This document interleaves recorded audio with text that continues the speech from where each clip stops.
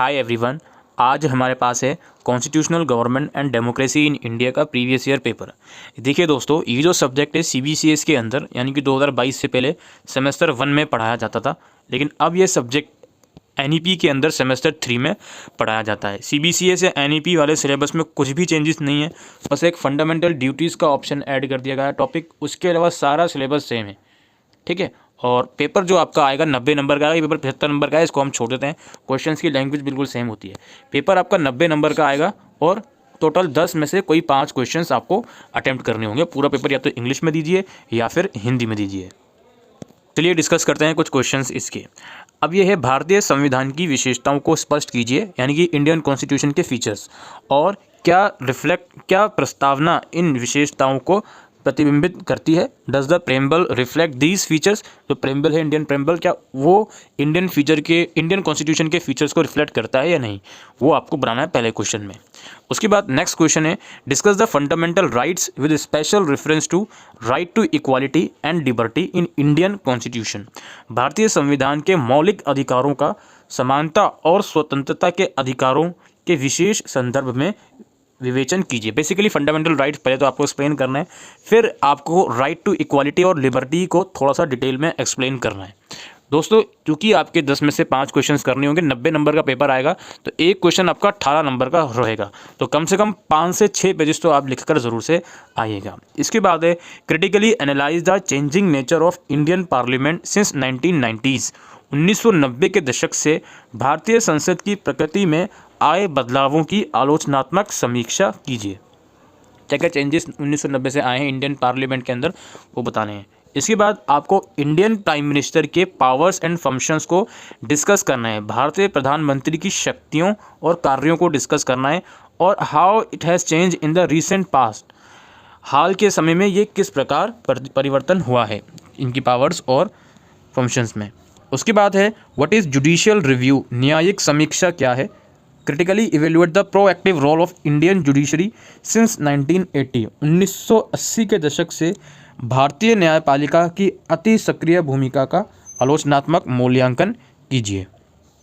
उसके बाद है, India is a quasi federal state. ये थोड़ा सा इंपॉर्टेंट क्वेश्चन की कैटेगरी में मैं रखूँगा। भारत एक अर्धसंघीय राज्य है, मूल्यांकन कीजिए। इस स्टेटमेंट को आपको एक्सप्लेन करना है।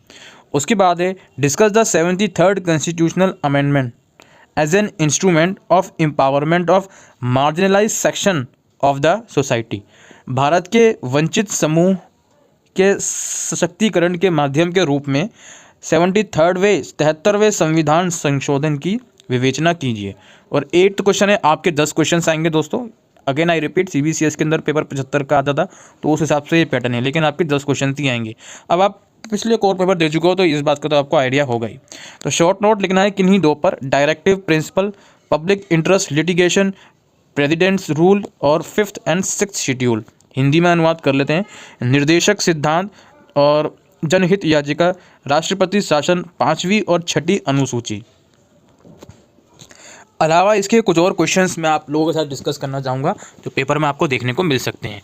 देखो, पॉलिटिकल साइंस एक ऐसा सब्जेक्ट होता है जिसमें क्वेश्चंस डायरेक्टली पूछ लिए जाते हैं, कोई ऐसा मेजर एप्लीकेशन बेस्ड क्वेश्चंस इसमें नहीं आते। जैसे ये आपके सामने क्वेश्चन है, critically examine the philosophy as enriched in the preamble to the constitution of India.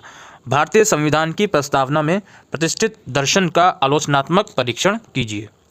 Do you agree that fundamental right in the Indian constitution get precedence over the directive principle of state policy.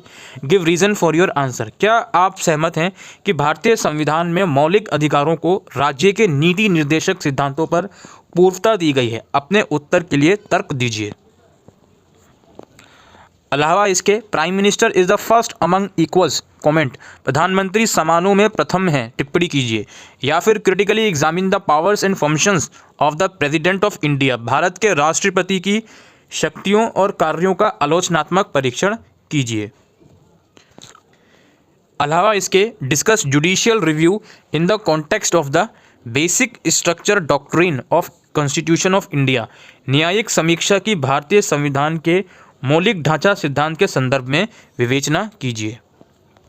इसके, what is federalism, examine the tension areas between the union and state in India. संघवाद क्या है, भारत में संघ और राज्यों के बीच तनाव के क्षेत्रों का परीक्षण कीजिए। उसके बाद discuss the evolution and development of Panchayati Raj institutions in India, Bharat में पंचायती राज संस्थानों के उद्भव और विकास की विवेचना कीजिए। शॉर्ट नोट इस प्रकार हैं, right to life and personal liberty, basically rights का क्वेश्चन आ गया, judicial activism, women's representation in local government, fiscal federalism. और क्वेश्चंस देख लीजिए, discuss the main ideals of the Indian constitution enriched in the preamble, formulate your answer in the light of constituent assembly debates, भारतीय संविधान की प्रस्तावना में प्रतिष्ठित प्रमुख आदर्शों की विवेचना कीजिए, संविधान सभा के वाद विवादों के आलोक में अपने उत्तर का प्रतिपादन कीजिए। और main provisions of the citizenship act 1955, नागरिकता अधिनियम 1955 के प्रमुख प्रावधानों की विवेचना कीजिए। और what are the contemporary debates on citizenship in India, Bharat में नागरिकता पर समसामयिक वाद विवाद क्या है। और examine the procedure and appointment of जज in the higher judiciary, supreme court and high court of in India, Bharat में उच्च न्यायालय, सर्वोच्च न्यायालय और उच्च न्यायालय में न्यायाधीशों की नियुक्ति की प्रक्रिया का परीक्षण कीजिए। Does the collegium system ensure independence of the higher judiciary explain, क्या कॉलेजियम प्रणाली न्यायाधीशों की स्वतंत्रता को सुनिश्चित करता है, विश्लेषण कीजिए। Discuss the emergency power of president of India, Bharat में राष्ट्रपति की आपातकालीन शक्तियों की विवेचना कीजिए। और examine symmetric and asymmetric features of Indian federalism, भारतीय संघवाद की सम्मित और असम्मित विशेषताओं का परीक्षण कीजिए। इसके अलावा critically analyse various preventive detention laws in India and challenge posed by them to the civil rights of the citizen, Bharat में विभिन्न निवारक निरोध कानूनों का आलोचनात्मक परीक्षण कीजिए। और उन्होंने नागरिकों के नागरिक अधिकारों के लिए किस प्रकार की चुनौती प्रस्तुत की है। तो ये कुछ क्वेश्चंस थे, पैटर्न्स थे, मैंने डिस्कस किया है। आपकी टोटल 4 यूनिट्स हैं इसमें से।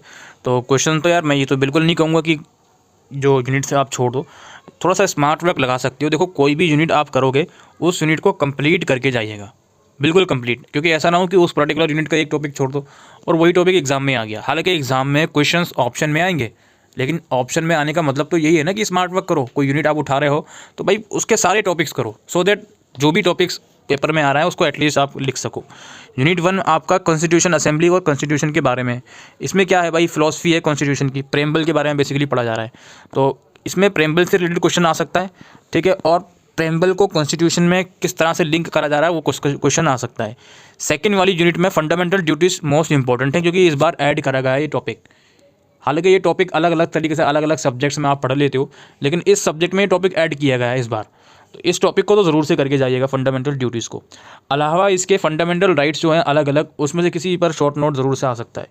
डायरेक्टिव प्रिंसिपल के ऊपर क्वेश्चन ज़रूर आएगा, ये बहुत इंपॉर्टेंट टॉपिक है अगेन। इसके बाद क्या है भाई, ऑर्गन्स ऑफ गवर्नमेंट।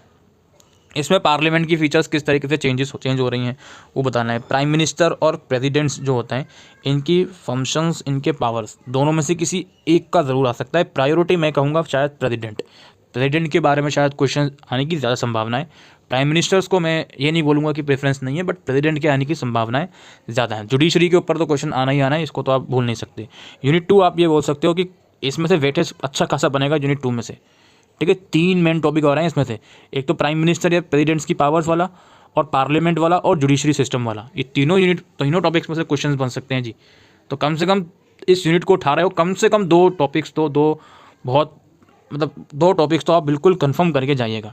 एक तो ये वाला टॉपिक ज़रूर से कंफर्म करके जाइएगा, बी वाला, कि प्राइम मिनिस्टर और प्रेसिडेंट्स की पावर्स फंक्शंस वगैरह क्या होते हैं, और ये जुडिशरी वाला। हालांकि इसको आप थर्ड प्रेफरेंस पे रख सकते हो।